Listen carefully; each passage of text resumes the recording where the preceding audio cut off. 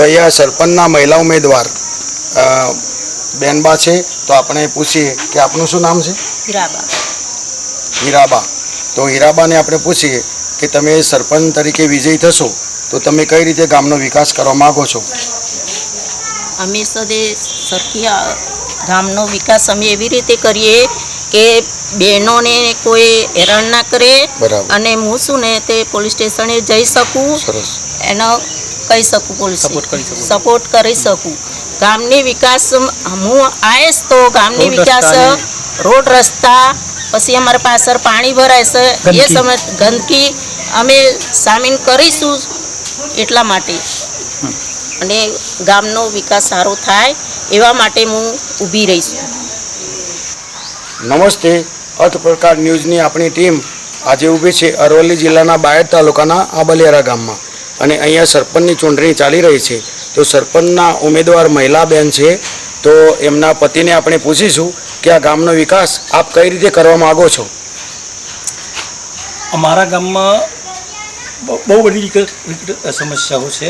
એમાં ખાસ કરી રોડ, પાણી અને રસ્તા. પછી સ્મશાનમાં જવાનો રસ્તો, સ્મશાન પણ જર્જરિત થઈ ગયેલું છે, એ નવીન બનાવવાનું, પ્રોટેક્શન વોલ સાથે એનો ઘાટ બનાવવાનો. પછી ગામમાંથી હાઈવે ઉપર જવાનો રસ્તો એટલો બધો ખરાબ છે કે લોકો બહુ હેરાન થાય છે, તો એ રસ્તો એવો સરસ બનાવવાનો. અને આ જ વર્ષથી બંને બાજુ વૃક્ષો ઉછેરવાનો, અને વૃક્ષો વાવા ખાતર નહીં વાવવાના પણ ઉછેરવાનો જ ખરો. અને એ જો આખા ગામની અંદર પણ બીજા વૃક્ષો વાવવાનો અમારો પ્લાન છે. સરસ. તો આપણા ગામમાં કોઈ એવો પ્રશ્ન હોય પાણીનો, વીજળીનો કે સિંચાઈના પાણીનો કે ખેતીવાડી માટેનો કોઈ પ્રશ્ન હોય તો એ તમે કઈ રીતે હલ કરશો? અમારો મુખ્ય વ્યવસાય ખેતી છે, જે 70થી વધુ ટકા કિસાનો ખેતી ઉપર નિર્ભર છે. અને અમારે લગભગ 200થી 250 વીઘા જમીન નદીના પેલે બાજુ છે, અને નદીની અંદર ડેમ બાંધેલો છે, ચેક ડેમ. અને એ ચેક ડેમની અંદર મગરનો વસવાટ છે, તો આવતા જતાં ઘણી અવારનવાર એ કૂતરાઓ અને ભેંસોને એવું ખેંચી જતા હોય છે, એટલે એમાં નદીમાં ઉતરવાનો કોઈ સ્કોપ રહેતો નથી જીવના જોખમના હોવાથી. એટલે સત્વરે અમે દીપેશ્વરી ધામથી વાયા મોરચાના પારા થઈ અને નદીથી અંબામાના ચોકમાંથી રઘનાથપુર, જોધપુર અને ડાભાની જોજરી ધામ, જે પર્યટન ધામ છે, ભોગિયા ધરા તરીકે ઓળખાય છે, ત્યાં પણ એક વાત્રક ડેમની અંદર રડી બાંધવાની અને એક આંબલિયા નદી ઉપર રડી બાંધવાની. અને બાકીનો જે 15થી 16 કિલોમીટરનો રસ્તો છે એ યુદ્ધના દોરે મંજૂર કરવાનો સરકારશ્રીમાં રજૂઆત કરીને. અને ગામમાં બધા જ ગામડાઓમાં સરકારનો નિયમ છે કે હર હાથ કો કામ ઓર હર ખેત કો પાણી, પણ અમારે પાણીએ નથી અને કામે નથી. એટલે ઇન્ડસ્ટ્રી ઝોનમાં જ શક્ય એટલું અહીં ડિક્લેર કરે, અને નવયુવાનોને જે અમદાવાદ સુધી લાંબુ થવું પડે છે રોજગારી માટે, એ ના થવું પડે એનું તપાસ કરવાની. અને ચેક ડેમ બંધાઈ નવા, અને ખાસ કરીને તળાવો ઊંડા કરી અને એ તળાવોમાં એટલું પાણી ભરવાનું કે 12 માસ ખેડૂતોનું પાણી ના ખૂટે. તો અહીંયા આ ગામના એક વડીલ પણ આપણી સાથે ઊભા છે, તો તેઓને આપણે પૂછી રહ્યા છીએ કે આ ગામના વિકાસમાં જે બેનબા અહીંયા સરપંચની ઉમેદવારી નોંધાવી છે એ વિજયી થાય તો તમે કઈ રીતે એમને મદદગાર રહેશો, કઈ રીતે સપોર્ટમાં રહેશો, અને ગામના વિકાસ માટે તમે શું કરી શકશો?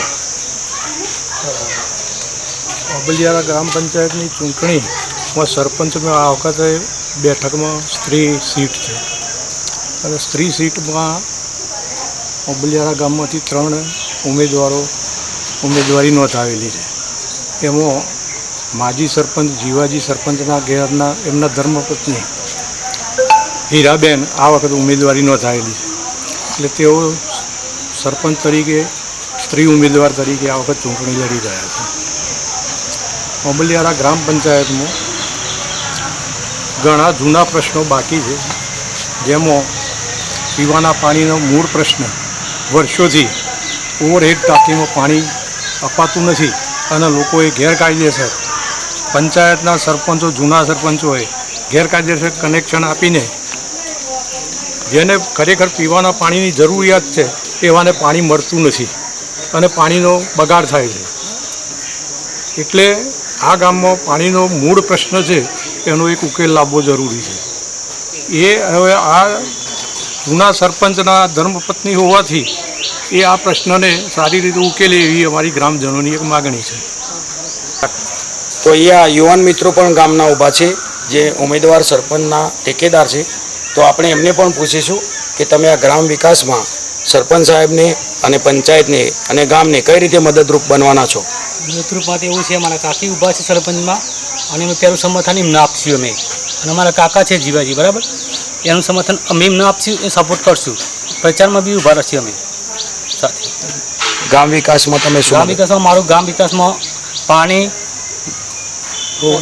રોડ રસ્તાની પણ વિકાસ થાય એ માટે અમે અમારા કાકાને કહેશું સરપંચ આવી ગયા પછી અને સારા કામ કરશે. ધન્યવાદ. તો અહીંયા મહિલા શક્તિ પણ ઊભા છે. તો બેનને પૂછીશું કે તમે સરપંચના ઉમેદવારના ટેકેદાર છો, તો તમારા સરપંચનું નામ અને ગામ અને તમે એમને શું મદદ કરવાના છો, કેવી રીતે સાથ સહકાર આપશો વિકાસમાં? અમે હીરાબા સરપંચ એમને અમે સાથ આપીશું અને સાથ આપીશું. હું વબલિયાની વતની છું. અમે બધી બહેનો મળીને એમને સાથ આપીશું અને કામ શરૂ કરીશું. ધન્યવાદ બેનજી, ધન્યવાદ. અર્થ પ્રકાર ન્યૂઝ.